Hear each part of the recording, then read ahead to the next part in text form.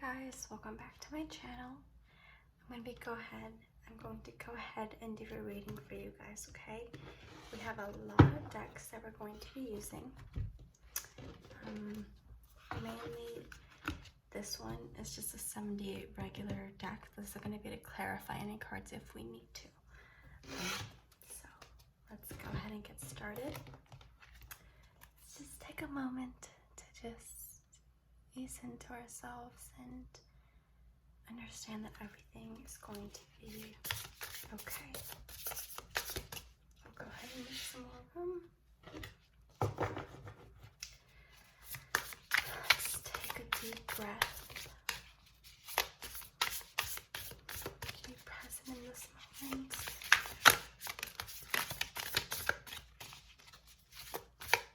What do we need to know today? What do we need to know? The Fool, the Page of Wands, the King of Wands. Okay, a lot of feisty energy. I see that we're ready to leap into everything with just this curious energy. There might be a counterpart that we are looking for, depending on what energy that you're most fitting right now. If you're more of the feminine type of energy right now, or if you're in the masculine, there could be potentially a counterpart that is waiting on you to level up, or of course roles can be reversed. You're probably waiting for someone to maybe mature a little bit. We can definitely clarify. Okay. The Emperor, the Seven of Wands, and the Ace of Wands. There is a lot of feisty energy, a lot of new beginnings I see, and success in this. I'm definitely going to clarify the Fool and the Ace of Wands and the Seven of Wands. I feel like there's this new journey that we're ready to embark on, and we are definitely feisty. With the Emperor, we are so in our power. With the Seven of Wands, we know deep down what it is that we want. If you can see this light, you see they have that gut instinct. They know exactly, or you know exactly what you want, and you're ready to aim for it and ready for this new beginning. It could be potentially, I definitely am getting a sense of a very tension-filled, sexual-filled energy with the counterpart, with someone who you might be keeping an eye on. There's just a lot of feistiness, but there's success in this. There's definitely a new beginning that's ready to finally have its own story, a successful one at that. So let's go and clarify.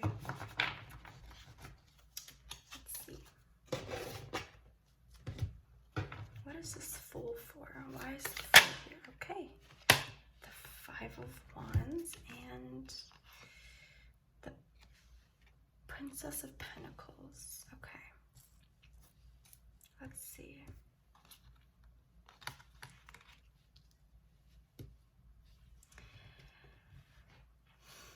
So I feel like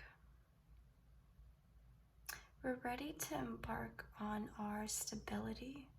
We're ready to stop being in this, I guess, stagnancy, this place where we feel as if, there's just a lot of ups and downs and a lot of confusion and just not understanding what to do.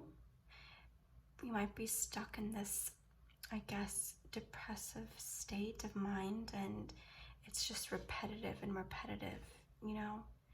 I think we're ready to just slowly but surely overcome that. Of course, it's going to take a lot, but we have that gut instinct within us that's just ready to push past anything and everything that's going to get in our way. So let's definitely clarify the Seven of Wands. What is the success that we are going to be seeing? What's success? Okay. Let's see. The Empress. Wow, the counterpart for the Emperor. That's very funny. Oh, oopsies. And the Nine of Torches. So all of this burden, all of this, I guess, hardships that we've been through, it's coming to a close. We're going to see our fruits. We're going to see our things coming into fruition now. Especially with this Empress, this is so talking about a divine connection.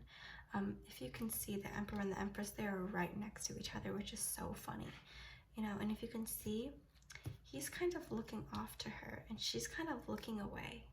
So let's see. And she's closing her eyes, which is funny. She's definitely closing her eyes and she's not really noticing him. So I feel like if you are more of the feminine counterpart, you're not necessarily fully ready to be in this solid, committed relationship or connection. You're not ready to to invest it fully. It seems as if there's still a lot of growth and learning that the feminine counterpart has to go through. And it might be due to this Five of Swords or depressive energy and unstableness that is showing up. But we know deep down that we are going to see success with our kindness, with our growth, with our empathic energy, with our inner knowing that we are able to come through everything and just finally take action. That is what I'm getting for this reading, that it's just time to take action finally. And to not necessarily worry too much about the burdens, you know, not really focusing on the how, but focusing on the why. Sorry, so not focusing on how I'm gonna do it, but just really understanding why we are doing this thing. Why are we trying to make this relationship work? Is it coming from a whole self? Is it coming behind a reason that's, you know what, I'm lonely, I'm this or that? You know, you have to understand what this energy, why these burdens are being placed. You know, why are you taking on these burdens? You know, you really have to understand why it is what you're doing all the time. Okay, and let's focus on the Ace of Wands. What is this beautiful new adventurous, feisty energy that is coming into your lives? The Four of Swords. Okay, what else? And the Two of Torches. Okay, so okay, this reading is funny. Strength, that's very funny. And the Six of Cups. Definitely a soul connection. We are definitely getting presented a soul connection. So yeah, with this, let me kind of just clean this area up. But with these Two of Torches, with the Strength, with the Four of Swords, I feel as though we are having this strength. We are using our strength to finally understand what it is that we finally want and how we are going to use that. And the Nine of Cups is at the bottom of the deck. That's so funny.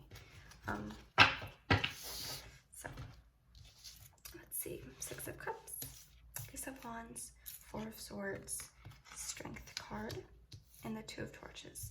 Our new beginning is us finally making the decision of what we finally want. It's going to take strength. It's going to take courage, determination to get past this lonesome energy, this feeling of not really knowing what to do or how to do it. I feel like we're finally understanding ourselves and, more importantly, what it is that we want. In this connection, it could be anything. this Four of Swords is all talking about rest and recovery. Retreat into yourself. Find a peace in your body. Solitude will help your mind through the pain.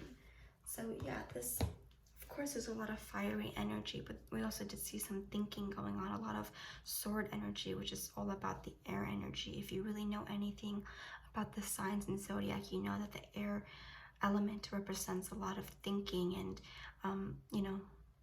just a lot of, not necessarily, I feel like the beginning stages of the swords, like, ace through, I would say about 7, somewhere around there, that it just has to do a lot of thinking. But the Four of Swords is actually my favorite, and that's just because this is all about finding peace within ourselves and finding that inner knowing, that solitude, that rest, that retreat that we all need from time to time. We need to recharge, and I'm guessing that if you're watching my videos, it's all because you're very empathic and you're very much into knowing yourself and learning about everything that's going around you and being self-aware. So take the strength, take the courage, rest, retreat, journal, do whatever that makes you feel at ease, and take that decision.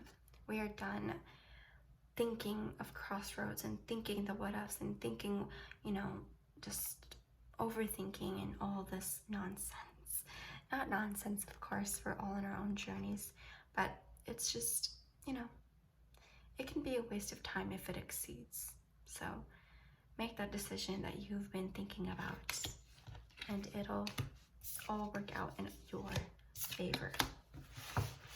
Let's pull out some messages from our person. This is definitely a long reading, but I've just been called to just, pull out more cards.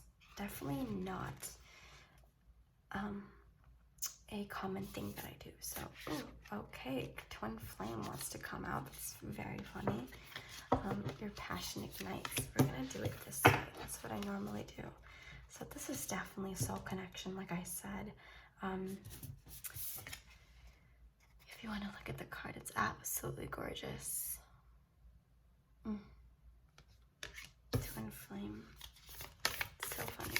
We've been talking about how this is definitely a soul connection.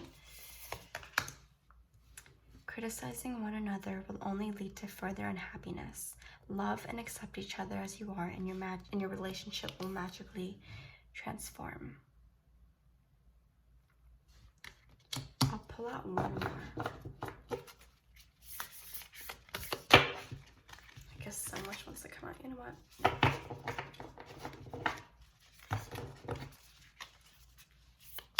What card needs to come out? What card needs to come out?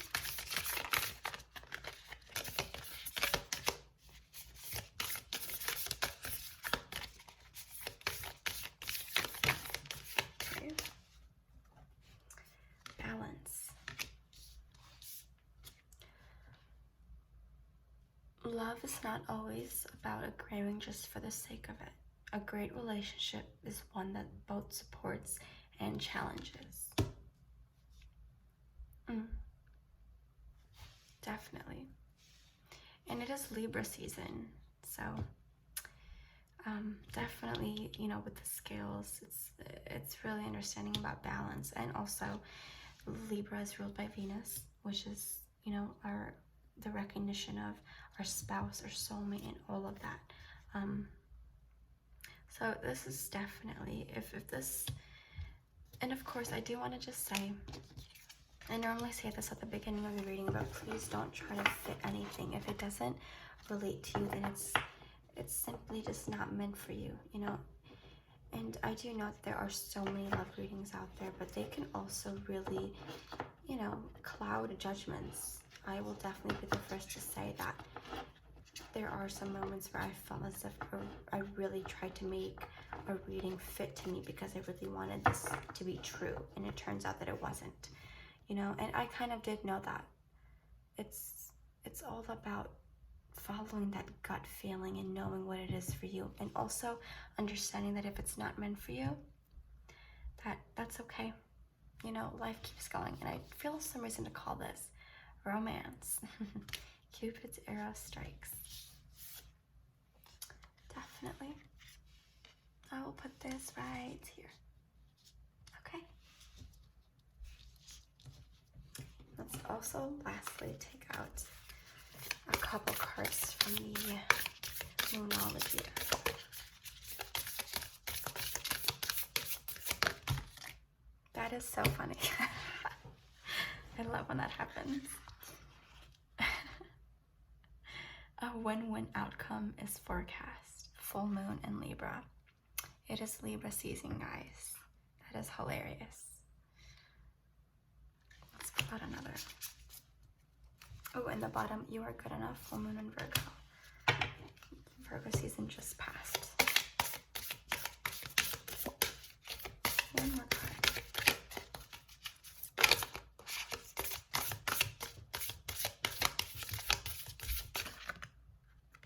Okay, this really wanted to come out. Full moon in Sagittarius.